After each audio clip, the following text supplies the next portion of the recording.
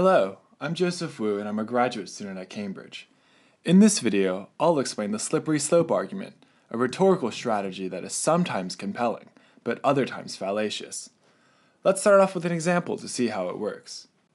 Imagine you take out a pack of gum during class, and your friend Dan sees this and asks for a piece. Let's suppose you respond by saying, "Sorry Dan, I can't. If I give you a piece, then I'll have to give the next person who asks a piece as well. Pretty soon, I'll have to give everyone in class a piece, and then there will be none left." In this scenario, you've given a slippery slope argument in response to Dan.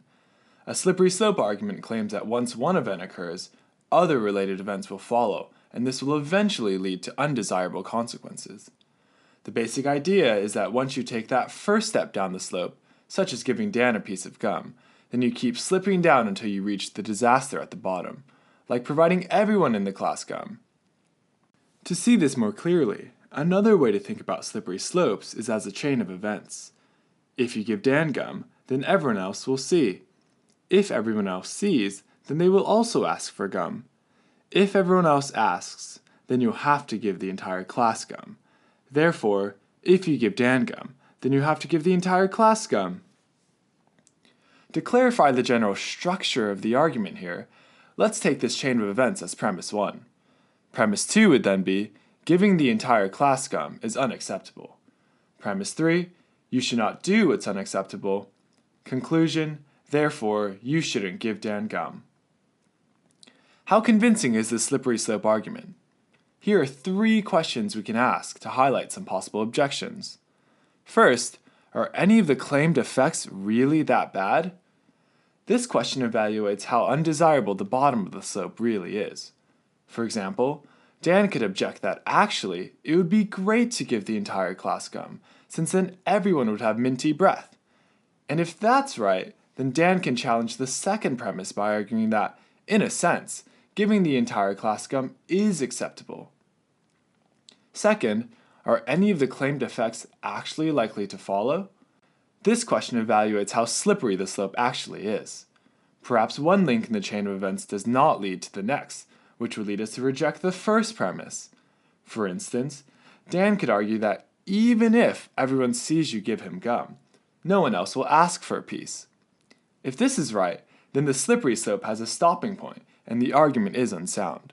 To learn about what makes an argument sound, check out Wi-Fi's video on soundness. Third, of the likely events to follow, do the costs outweigh all the benefits of what is being critiqued? This question asks whether there might be other relevant factors to consider before accepting the conclusion. For example, Dan could concede that it's likely that a few other classmates who see your gum will ask for a piece. But then, Dan could argue that all things considered, the benefits of giving him gum still outweigh these costs. For example, maybe, because Dan is your very good friend, you shouldn't be bothered by losing some gum in the process of giving him a piece.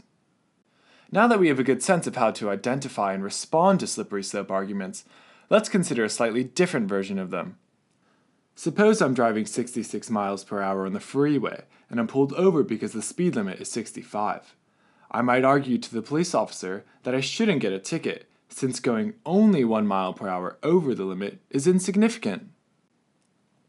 What happens if the police officer accepts this argument? Well, the next person pulled over for speeding at 67 miles per hour can argue, "Hey, you let Joseph off when he was going 66 miles per hour, and you already admitted that 1 mile per hour is an insignificant difference. So, by the same logic, you have to let me off as well." Pretty soon, the police officer will be in trouble, because the next person clocked at 68 miles per hour can make the same argument again.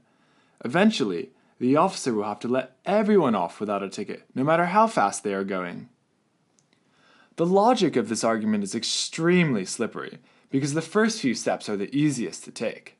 After all, it does seem unfair and arbitrary to fine someone going 66 miles per hour when another driver going just 1 mile per hour slower is not fined.